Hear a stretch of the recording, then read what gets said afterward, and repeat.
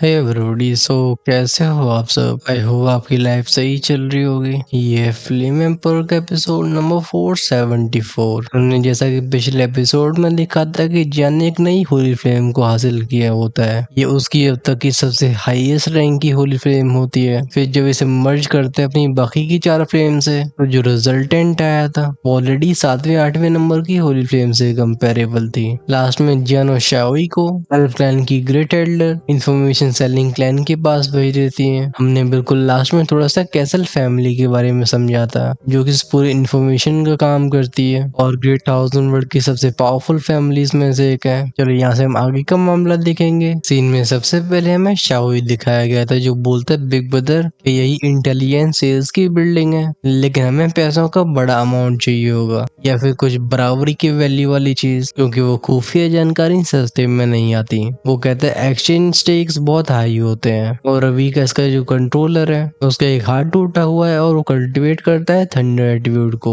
उसके सामने रिइंकार्नेशन एक्सपर्ट्स भी अलर्ट रहते हैं। और वेल यहाँ पे किसके बारे में बात हो रही थी ये कुछ ही देर में क्लियर हो जाएगा। ये भी उस इंटेलिजेंस इस बिल्डिंग के बाहर खड़े होते हैं उस बड़े से प्लाजा के ऊपर। यहाँ पे एक स्पेस टाइम वर्म होल मौजूद था, इसे कैसल फैमिली ने रिइंकार्नेशन पावर का इस्तेमाल करके बनाया होता है। ये दुनिया की जगह जगहों से सारे स्ट्रॉन्ग इंडिविजुअल्स को यहाँ पे पहुंचने का मौका दिया करता था, जैसे वो इंटेलिजेंस यानी कि जानकारी को खरीद सके। बेसिकली जान और शाओ भी उसी वर्म होल से स्क्वायर के ऊपर आए होते हैं। इन्हें अपने पैरों से जो एनर्जी फ्लक्चुएशंस फील होती हैं वो बताती है कि यहाँ का ग्राउंड एक्स्ट्रॉर्डिनरी है। सामने वही बिल्डिंग थी जो बिल्कुल पहाड़ की तरह दिखाई देती है। इस बिल्डिंग के सामने आसपास का क्राउड तो बिल्कुल चींटियों जैसा लगता है। जियान कहता है लगता है इस फैमिली की स्ट्रेंथ सच में टेरिफाइंग है। वो अंदर की फ्लक्चुएशंस में से कुछ तो एल्फ क्लैन की ग्रेट एल्डर के बराबर है और कुछ तो उन्हें सरपास करती है। दोनों भाई एक दूसरी तरफ नोट करके बढ़ने लगते हैं बिल्डिंग के अंदर। इनके पास समय बहुत कम था, बस 2 साल के समय में जियान को थर्ड होली फ्लेम को डिवावा और रिफाइन करने के लिए सारे मेडिसिन इंग्रेडिएंट्स चाहिए होते हैं। साथ में उसे अपनी गॉड एग्जीक्यूशन रूलर को भी रिपेयर करना था, ढूंढना था अपना मिसिंग रिइंकार्नेशन। ये तीनों ही टास्क उसके लिए एकदम पहाड़ जैसे थे। जैसे दोनों पहुंचे होते हैं एंट्रेंस के सामने एक ओल्ड मैन अपीयर होता है। वो हाथ कब करके बोलते ऑनर्ड गेस्ट वेलकम, हमारी कैसल फैमिली की इंटेलिजेंस सेल्स बिल्डिंग है। इस बुड्ढे को देख के जन तुरंत देवने का दिमाग बढ़ाता है। वो शाओई को पीछे शील्ड करता है। हालांकि बुड्ढा बाहर से हॉस्टाइल नहीं था, लेकिन जान को अंदर से हल्का सा मैलिस फील हुआ था, वो डेंजर की फीलिंग। ये देखिए बुड्ढा बोलते लगता है दोनों सर यहाँ पे पहली बार आ रहे हैं, यहाँ पे कई रूल्स हैं, पहली बार आने वाले लोग अक्सर यहाँ पे खो जाते हैं। मेरा नाम राइस है और मैं यहाँ पे फर्स्ट टाइम विजिटर्स की हेल्प करता हूँ, इससे वो चीजों को समझ सके।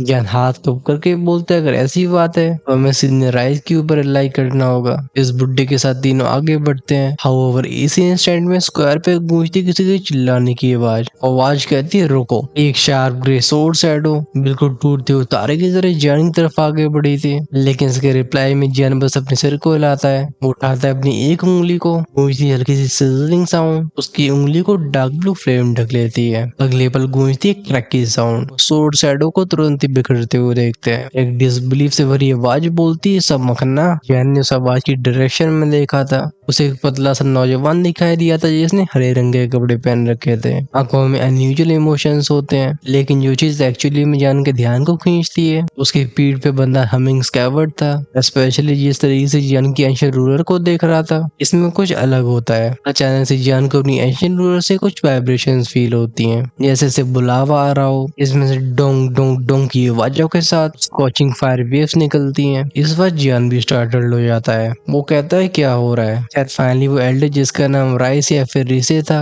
उस नौजवान को डांटती हुए बोलता लिटियांशाओ ये कैसल फैमिली की टेरिटरी है, अपने आप को कंट्रोल करो। लेकिन लिटियांशाओ राइस को इग्नोर करता है। तो इसमें सुनाई देती है वजिंग आवाजें। राइस होता है उसका सोर्ड और वो कहता है लड़के तू है कौन और तेरे पास ऐसे रूलर कहाँ से आई, मुझे अपनी पहचान बता। लेकिन जन उसे आंसर नहीं करता, वो सिंपली अपने सिर को घुमाता है और देखता है वर्ल्ड के अंदर जहाँ पे एक शैडो छिपी हुई थी। जन का सोल परसेप्शन और शाओई ने जो पहले बताया था वो तुरंत ही समझ जाता है कि हिडन प्रेजेंस इस इंटेलिजेंस इस बिल्डिंग का असली मास्टर है। ये वो ब्रोकन आर्ममेंट फाइनली सेंस करता है कि जियान ने उसे महसूस कर लिया है। वो शैडोज में से बाहर आया था। हालांकि शुरुआत में तो जियान को देख के उसके चेहरे पे शॉक अपीयर हुआ, लेकिन काफी जल्दी से केयरफ्री स्माइल रिप्लेस कर लेती है। वो आगे बढ़ के बोलते है इतनी जल्दी गुस्सा होने की जरूरत नहीं है, तुम दोनों रिलैक्स कर सकते हो। इस पर ये बोलते हैं चारों तरफ शाव शाव शाव की आवाजों के साथ वो विंडो थंडर फूटती है। एक ही पल में पूरा प्लाजा शांत हो गया था। चाहे जियानो शाओयो या फिर वो रिसे, ये सब स्टार्टल्ड हो जाते हैं। वो बुड्ढा रिसे तुरंत ही डीप रिस्पेक्ट के साथ बोलते हैं लॉर्ड लैंडलॉर्ड। उसके एक्सप्रेशन टेंस हो जाते हैं। आगे का इंटेलिजेंस इस बिल्डिंग का ये ऑनर, ये बहुत कम ही बार अपीयर हुआ करता था।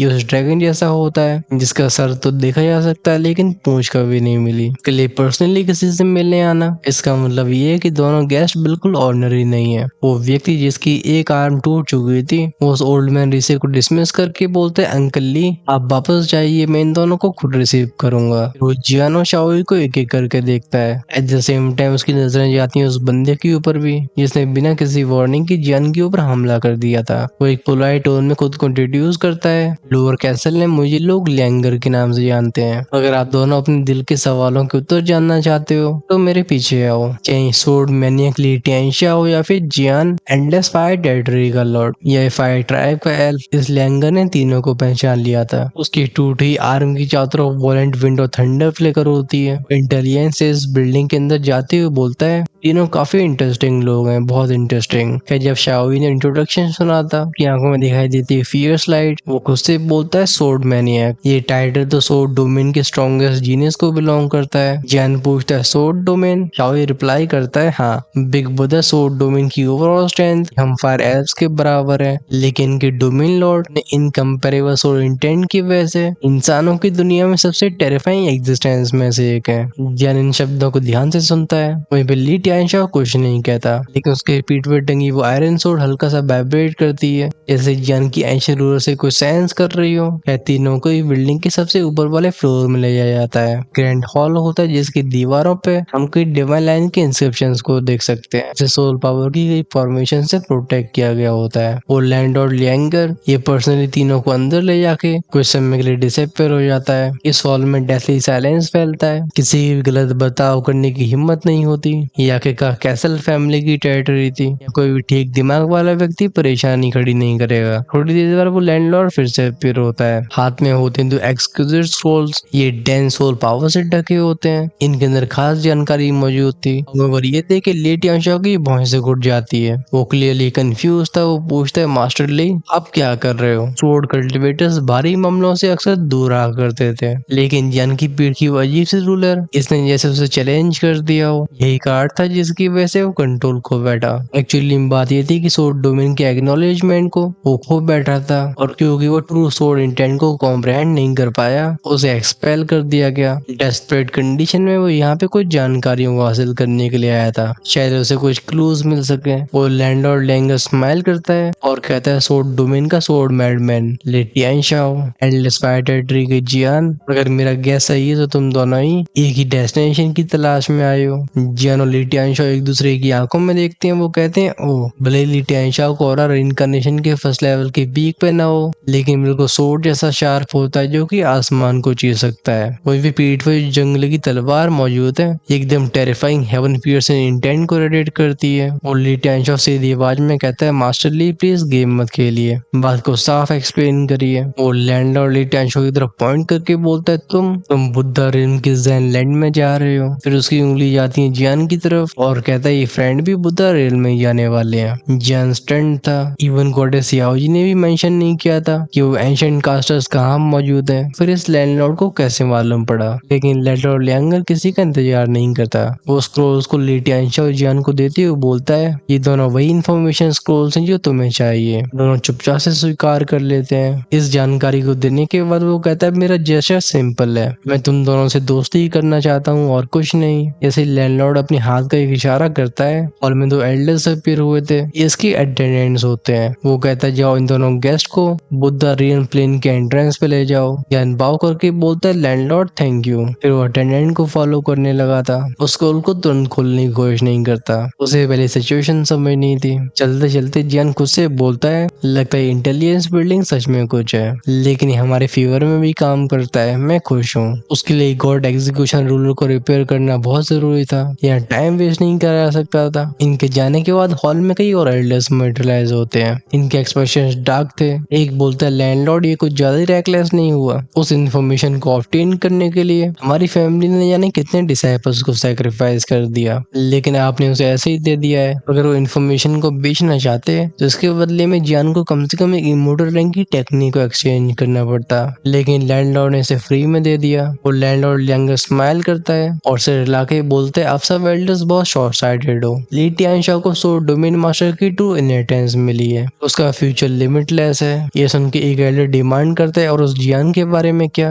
वो एंडलेस फायर टेरिटरी कुछ ज्यादा ही कमजोर है। जैसे इंसानी दुनिया में कोई छोटा सा कॉन्फ्लिक्ट होता है, इनका पूरा डोमेन एक बार में मिट जाएगा। ये सुन के लैंडलॉर्ड की आंखें शार्प हो गई थी। वो एक कदम आगे बढ़ा के अपनी एंशिएंट आवाज में कहता है कि तुमने एक ऐसे इंसान को कभी देखा जिसके शरीर में एक नहीं बल्कि 5 होली फ्लेम्स मौजूद हो? ये शब्द हॉल में साइलेंस फैला देते हैं। सारे एल्डर्स की आंखें फियर्सली श्रिंक होने लगती हैं। एक बुड्ढा अपनी दाढ़ी को सहलाते हुए बोलता है, through out the history Holi king और कुछ औरों को छोड़ दिया जाए तो ऐसा और कोई नहीं कर पाया। वो लैंडलॉर्ड नोट करता है और अपनी काम आवाज में कहता है, मैं अपना डिसीजन ले चुका हूँ, इसलिए मुझे ऑब्जेक्शन नहीं चाहिए। समय आने पे तुम सब समझोगे। सीन चेंज होता है, हम शाओई और जियान के ऊपर फोकस करते हैं, जो कि वॉइड पोर्टल का इस्तेमाल करके बुद्धा रील निकल गए थे। इनके साथ ली टियानशा और नहीं होता है। भले ही दोनों की डेस्टिनेशन सेम हो, लेकिन बीच में ही ये दोनों ही पार्टीज अलग अलग जाना चुनती हैं। एक ही दिन में जियान का ग्रुप बुद्धा रील में एंट्री मारता है। जिस पर एंटर हुए थे, इनके सामने की वो सिल्वरी दुनिया पूरी तरह से बदल जाती है। उस ब्लाइंडिंग लाइट के बाद ये अपनी आंखें खोलते हैं। इन्हें चारों तरफ ऊंचे ऊंचे पहाड़ दिखाई दिए थे, वो गहरी घाटियां और misty forest. At the same time कुछ कुछ दूरियों पे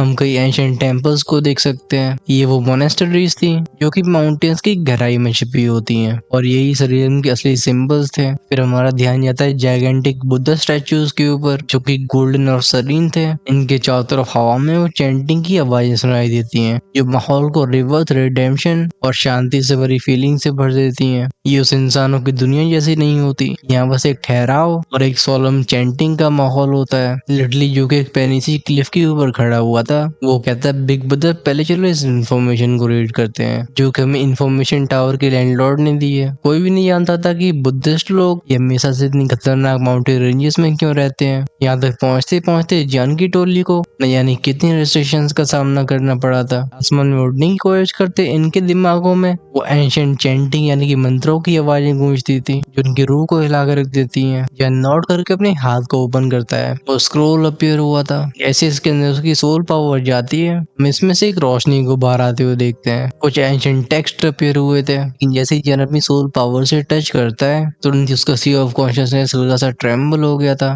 साफ तौर पे इस इन्फॉर्मेशन को लिखने वाले की सोल पावर ये उससे भी ऊपर होगी। उस स्क्रोल में लिखा होता है कि तुम जिस एंशिएंट कास्टर को ढूंढ रहे हो, उनका नाम है मास्टर ली चेन, और वो लियाओचेन टेम्पल में रहते हैं। नॉर्मली भारी दुनिया में नहीं आते, और अब तक सक्सेसफुली उनकी हेल्प कोई नहीं मांग पाया है। उनका वो टेम्पल बोधि ट्रेवलेशन फॉरेस्ट की गहराइयों में है। कहा जाता है कि बोधि फॉरेस्ट ये उन पुजारियों को बिलोंग करता है जो कि कैलेमिटी को ट्रांसलेट कर चुके हैं। वहाँ पे पेड़ों के हिलने पे भी बेल्स और ड्रम्स की आवाजें सुनाई देती हैं। वहाँ में एंशिएंट स्क्रिप्चर्स फैले होते हैं, जो कि सोल और माइंड को प्योरीफाई करते हैं। इस इन्फॉर्मेशन को पढ़ के जियान कहता है, बोधि ट्रेवलेशन फॉरेस्ट। आई वंडर क्या वहाँ पे पहुँचने के बाद मुझे ट्रू इनकारनेशन को टच करने का मौका मिलेगा। खैर तभी मेरे लिए सबसे इम्पोर्टेंट है रूलर को रिपेयर करना। हालांकि इन पहाड़ों में पावरफुल बैरियर्स मौजूद थे, लेकिन तब भी उसकी सोल पावर उन डीपेस्ट रीजन्स को भी सेंस कर पाती है। वो जगहें जो कि हरे भरे बांसों से घिरी हुई हैं, ग्रीन बैम्बू से फैली, जहाँ पे अगरबत्तियों की खुशबू। लेकिन यहाँ की माउंटेन फॉर्मेशंस में कुछ अजीब था।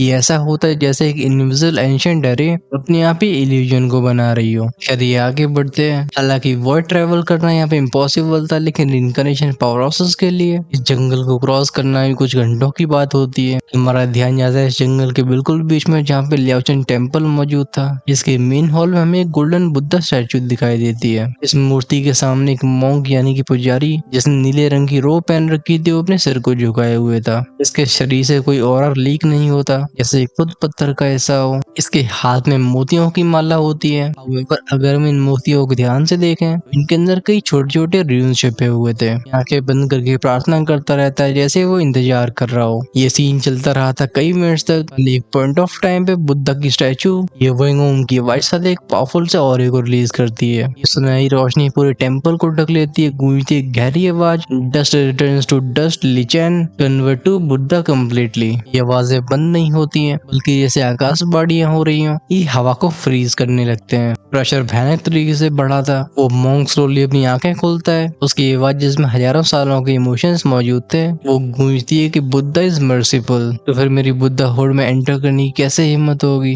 रिइंकार्नेशन के साइकिल में जिंदगियों का आना और जाना लगा रहता है। इस बार इस ओल्ड मैन को इंतजार करने दो। लेकिन तभी पीछे का स्पेस रिपल हुआ था। एक यंग मॉन्क अपीयर होता है, दोनों हाथों को जोड़ के बोलता है मास्टर ली चैन हमारे पास मेहमान आ चुके हैं। वो ओल्ड मॉन्क खड़ा हुआ था और कहता है मुझे ले चलो। उसके चेहरे पे कोई हेजिटेशन नहीं थी, जैसे डिसीजन बहुत पहले ले लिया जा चुका हो। वो नौजवान बोलता है मास्टर वो रियर हॉल में आपका इंतजार कर रहे हैं। चलो हम रियर हॉल में चलते हैं जहाँ पे शाओयू जियान पहले ही मौजूद थे। लिटरली बोलता है बिग ब्रदर इस टेम्पल के बारे में कुछ ऐसा है जो मुझे अनईजी फील करवा रहा है। वेल ये तो जियान भी फील कर पाता है। उस एंशिएंट ज़ेन ऑरे के अलावा यहाँ पे सच में कुछ स्ट्रेंज था। तभी सामने के दरवाजे में से आती है स्क्रीच की आवाज। उस गेट को खुलते हुए देख जियान तुरंत ही खड़ा हो जाता है। वो पोलाइटली स्माइल करके बोलता है मास्टर ली चैन। मतलब इस मॉन्क ने अपने ऑरे को दबा के रखा हो, लेकिन ये क्लियरली पावरफुल था। According to the scroll master ली चैन एक बार दुनिया के टॉप कास्टर रह चुके हैं, लेकिन फिर वो संन्यास लेके एक मॉन्क बन जाते हैं। वो मास्टर ली चैन अपने हाथों को जोड़ के बोलते हैं डोनर मैं पहले ही जानता हूँ कि तुम क्यों आए हो, लेकिन उससे पहले मुझे कुछ पूछने दो। सवाल है कि बुद्धा क्या है। जियान पलकन झपकाता है। इससे पहले कोई भी रिप्लाई कर पाता। मास्टर ली चैन उसे टाइम नहीं देते।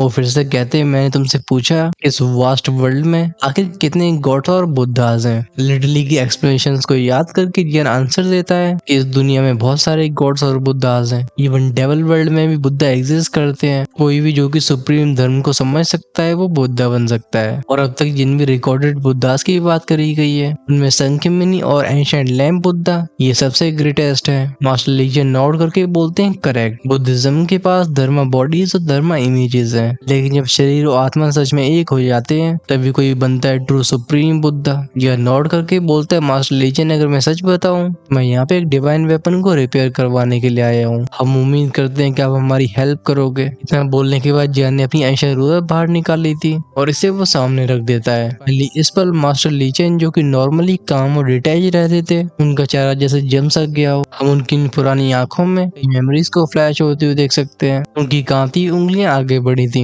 ये उन 7 होली पैटर्न स्लॉट्स को छूती हैं जो कि एटर्नल रूलर के ऊपर मौजूद थे। उनके ऐसे एक्सप्रेशंस को देख के जियान तुरंत ही बता सकता था कि मॉन्क को जानता है। वो कहता है तुम मास्टर ली चैन क्या आपने इस वेपन को पहले भी देखा है या ये होली किंग से रिलेट हो रहा है। उसके पूछने के बाद भी माहौल काफी समय तक शांत रहा था। फिर ली चैन फुसफुसाते हैं हाँ मैंने सच में एक्सपेक्ट नहीं किया था कि तुम्हारे पास ये आइटम होगा। लगता है बुद्धा का कंपैशन सच में तुम्हारी तरफ फ्लो करता है। उस रूलर को बहुत प्यार से पकड़ते हैं और कहते हैं मुझे साधु बने हुए हजारों साल हो चुके हैं। मैं दुनिया के मामलों से खुद को इन्वॉल्व नहीं करता, लेकिन क्योंकि ये मेरी ओल्ड फ्रेंड को बिलोंग करती है मैं एक एक्सेप्शन करता हूँ। सुन के जियान की आंखें तुरंत ही खुशी से भर गई थी। उसे झुका के बोलते हैं master Lee Chan thank you. लेकिन मास्टर ली चैन के एक्सप्रेशन तुरंत ही डार्क भी हो गए थे। वो कहते तुम इतनी जल्दी खुश मत हो। एक डिवाइन आर्टिफैक्ट को रिपेयर करना आसान नहीं होता, खासकर जब इसके रिपेयर होने में जो सबसे क्रूशियल चीज है वो ही मिसिंग हो। जियानी सुन के मिस्टीरियस मास्टर ली चैन को बहुत सस्पिशियस तरीके से देखता है। मनी मन में कहता है कुछ वाइटल मिसिंग है। प्रूफ सेंसेस का इस्तेमाल करने के बाद भी से कुछ भी गलत डिटेक्ट नहीं हुआ था। एंशिएंट आर्टिफैक्ट्स को रिपेयर करने वाले मास्टर्स ऑलमोस्ट खत्म हो चुके हैं। इनमें से एक को भी ढूंढना इतना ज्यादा कठिन है जिसे ऑलमोस्ट इम्पॉसिबल कहा जा सकता है। और अब जब उसने फाइनली किसी एक को ढूंढ लिया और उसे रिपेयर करने के लिए भी तैयार है तो फिर लास्ट में कैसी डिफिकल्टी। लगता है मास्टर ली चैन पहले ही सेंस कर पा रहे थे कि जियान क्या सोच रहा है। भी किसी प्राइसलेस रैलिक की तरह उस एंशिएंट रूलर को अपने हाथ में पकड़ के वो धीरे से बोलते हैं भले तुम्हारी रूलर सरफेस से बहुत नॉर्मल लगे लेकिन इसके अंदर एंशिएंट वास्ट रून स्ट्रक्चर्स मौजूद है। इवन मैं भी इसे पूरी तरह से रिपेयर नहीं कर सकता हूँ, लेकिन भारी तौर पे इसे रिस्टोर किया जा सकता है। पर तुम ये भी समझो कि एक्सटीरियर को भी रिपेयर करना ये हद से ज्यादा कॉम्प्लेक्स है, इसलिए हमें खास तरीके के मटेरियल की रिक्वायरमेंट है। गैरीटोर में बोलते हैं मीटेरॉइड आयरन। वो जिस तरीके से इस नाम को बोलते हैं ऑलमोस्ट भक्ति जैसा था। सोल्ड मॉन्क का हाथ इस डैमेज रूलर की सरफेस से प्यार से निकलता है। जिस मोमेंट में उन उंगलियों का रूलर से टच हुआ था ऐसा लगता है मास्टर ली चैन के शरीर का वो खून जो कि एजेस से साइलेंट पड़ चुका था फिर से उबलने लगा होता है। क्या जियान और शाओयू का इस पर ध्यान नहीं था। ये दोनों एक दूसरे की आंखों में देख के बोलते हैं मीटेरॉइड आयरन। हम उम्मीद करते हैं कि मास्टर हमें आप इसके बारे में बताओगे। अपने हाथ की मोतियों की माला को रोटेट करते हुए मास्टर ली चैन पूछते हैं तुम्हारे इंटेलिजेंस के हिसाब से तुम ऑलरेडी गैस कर चुके हो कि इन पहाड़ों को कैसे बनाया गया राइट। जियान कहता है एक फॉर्मेशन क्या उस बीइंग से रिलेटेड है जिसे यहाँ पे सरप्राइज किया गया है। मास्टर ली चैन नोट करके बोलते हैं blue head Buddha lion. Manjushri Bodhisattva का डिवाइन बीस्ट माउंट पहले ग्रेट वर्ल्ड वॉर की शुरुआत में इसे यहाँ पे अनजाने कारणों की वजह से स्टेशन किया गया था। इस माउंटेन रेंज में न जाने कितनी ईविल और गंदगी सील्ड है। इस बीस्ट ने हमारे बुद्धा वर्ल्ड के ट्रेजर्स को जनरेशन तक गार्ड किया। मैं लूटने के लिए न जाने कितने लोग आए, लेकिन सबको खाली हाथ वापस लौटना पड़ा। और वो ब्लू हेड बुद्धा लायन जिन ट्रेजर्स को गार्ड कर रहा है वो मीटरॉइड आयरन उनमें से एक है। अगर तुम उसे हासिल कर पाते हो तो इस रूलर को बाहर से रिपेयर करना बहुत बड़ी परेशानी नहीं होगी। उनकी बात यहीं पे फिनिश नहीं होती, वो आगे कंटिन्यू करते हैं कि बुद्धिज्म में दोनों सुप्रीम बुद्धास के अलावा 6 और ऐसे बोधिसत्वास हुए जिन्होंने एनलाइटमेंट को हासिल किया। मंजूश्री ग्रेट विजडम को पोजेस करती है, इसलिए उनके माउंट होने की वजह से ब्लू हेड लाइन इसके पास भी टेरिफाइंग पावर है। रूमर्स तो ये भी कहते हैं कि इसके धाड़ने पे इंसानों का दिमाग फट जाता है और सोल क्रश हो जाती है। ये रहता है जेलिन वैली की गहराइयों में, जहाँ पे हमेशा हमेशा थंडर स्टॉर्म बने रहते हैं। डिवाइन वीस के वहाँ पे बने रहने की वजह से हम भी डायरेक्टली वहाँ नहीं जा सकते। अभी मास्टर लीचन सीधे जियान की आंखों में देख रहे थे। जियान गहरी सांस भरता है और कहता है, मास्टर आप प्लीज इंतजार करिए,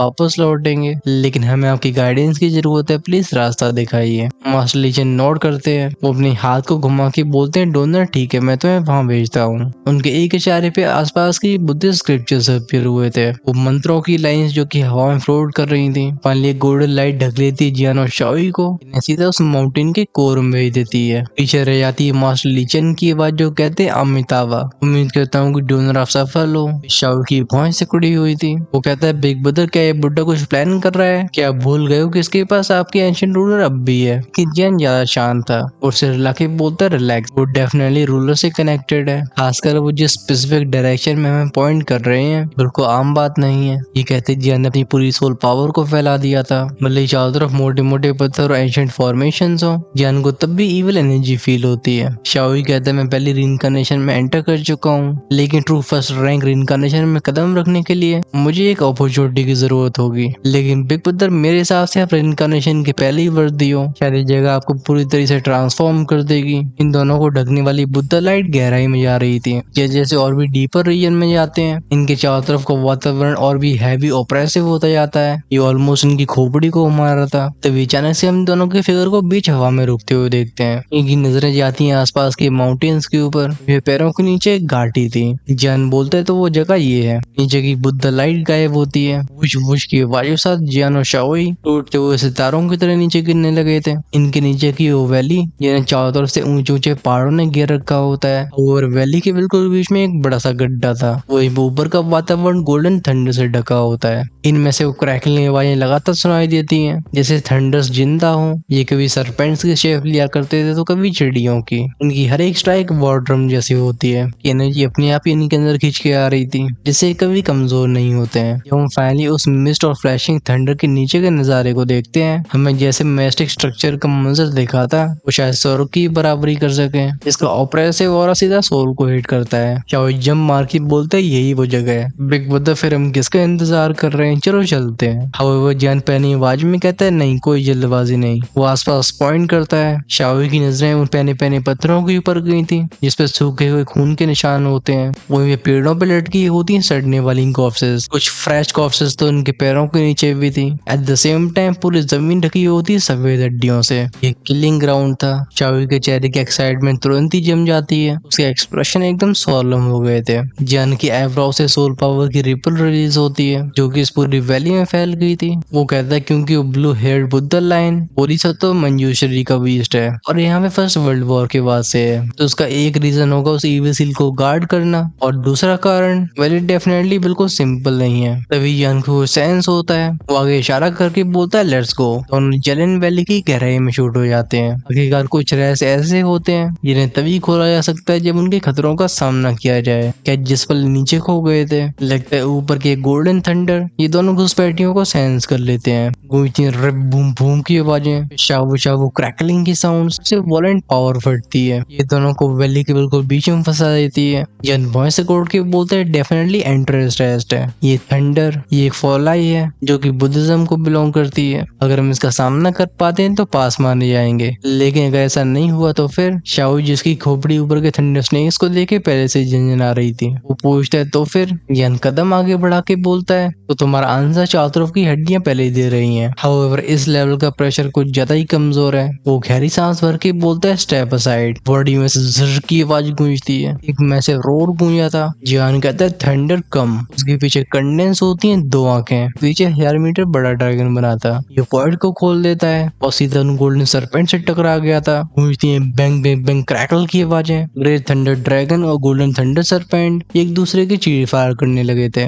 पॉइंट ऑफ कोलियन से कई पैनी पैनी रिपल्स फैलती हैं, लेकिन इस माउंटेन का वर्ड इतना स्टेबल था इसमें क्रैक भी नहीं बनता है। जब डुअल कलर थंडर की क्लैश कमजोर होती है, जन को फाइनली कोई सेंस हुआ था। एक्सप्रेशन पैनी हो जाते हैं। जन लिलॉर्ड की पावर का इस्तेमाल कर रहा था, लेकिन फिर ये गोल्डन थंडर उससे फाइट कैसे कर पा रहा है, बस यहीं पे नहीं थी। जन अपनी बॉडी से चाहे कितनी भी थंडर एनर्जी को रिलीज कर रहा हो, वो गोल्डन लाइटिंग से इग्नोर करते हुए जान के ऊपर स्लैम होती है। तो जान को खतरनाक इंट्यूशन फील हुई थी। वो शाओ की तरफ चिल्ला के बोलता है मेरे पास मत आना। उसका थंडर एटीट्यूड का 2 कोर फुल स्पीड से रिवॉल्व हुआ था। इसमें से जान को एक भूख फील होती है। इस रेल में गूंजती है बैंग बैंग बैंग की आवाजें। वो गोल्डन थंडर उसके शरीर से टकराते हैं। उसकी बॉडी जैसे ड्रैगोनिक स्केल से ढक रखा था, उसकी नसें तब भी ट्रेम्बल हो गई थी। इवन ड्रैगन को ट्रांसफॉर्मेशन की प्रोटेक्शन के बाद भी हम जान की त्वचा के ऊपर से सफेद रंग के धुएं को उड़ते हुए देखते हैं। ये देख के शाओ के एक्सप्रेशन चेंज होते हुए चिल्ला के बोलता है बिग ब्रदर, लेकिन जान की कमांड की वजह से वो हिलता भी नहीं। ली को रिलीफ तब फील होती है जब वो जान के शरीर पे गोल्डन थंडर साइड्स को गायब होते हुए देखता है, जैसे ये उसके शरीर के अंदर खींचे जा रहे हो। ये फिर प्योरीफाई कर दिए जाते हैं एक्सट्रीमली प्योर एनर्जी में। जैसे जैसे वैली के आसमान की गोल्डन लाइटिंग जान से टकराती है, ये हर एक स्ट्राइक ड्रम की तरह एक्सप्लोड होती है। लेकिन इसके ब्रूटल नॉइस के बाद भी जान सीधा खड़ा था। वो एक बॉटमलेस अबिस की तरह इस पूरी पावर को ऑब्जर्व करता है। रिडली कहता है वेट, बिग ब्रदर इस गोल्डन थंडर का इस्तेमाल करके खुद को टेम्पर कर रहे हैं। बूमिंग साउंड रुकते नहीं है। जब दोनों हाथ खोल के बोलता है थंडरबोल्ट थंडरबोल्ट। 6-7 मिनट के बाद की बात होगी जब फाइनली ऊपर के गोल्डन थंडर्स अपनी तादाद को कम होते हुए महसूस करके विड्रॉ करने लगते हैं। जान के शरीर से धुआं उठता है। हम फाइनली से बिजलियों के तूफान में से बाहर निकलते हुए देखते हैं। उसके स्केल्स में से जलने की बू आती है। अगर लिडली को पता नहीं होता है कि जान के पास ड्रैगन को ट्रांसफॉर्मेशन है, तो जान के न आने के ऑर्डर के बाद भी उसके पास चला जाता। हमारा ध्यान जाता है जान के ऊपर, जो कि धुएं की हवा से बाहर आते हुए बोलता है टिस्क, ये तब भी मुझे रिइंकार्नेशन में ब्रेक थ्रू नहीं करवा पाई। फिर किस तरीके का बुद्धिस्ट वर्ल्ड है? क्या बुद्धा थंडर बस एक जोक है? जब लिटरली देखता है कि ऐसे मैसिव बेनिफिट्स को हासिल करने के बाद भी साफ तौर पर डिससैटिस्फाइड दिख रहा है। लिटरली एकदम स्पीचलेस था। आखिरकार ऐसा कौन है जो किसी और की वॉलेंट लाइटिंग फोर्स को ऑब्जर्व करने के बाद उल्टा उसे इंसल्ट कर रहा है? अपने बिहेवियर के बारे में तो जान भी जानता था, इसलिए वो ऑकवर्ड तरीके से अपने सिर को खुजा के बोलता है लेट्स गो, हम यहाँ के थंडर टेस्ट को पास कर चुके हैं। बिजलियां काफी समय तक फिर से फॉर्म नहीं होंगी। जेलिन वैली नीचे की तरफ है। जैन शाओ के हाथ को पकड़ के उसमें से ढकी हुई वैली के अंदर चला गया था।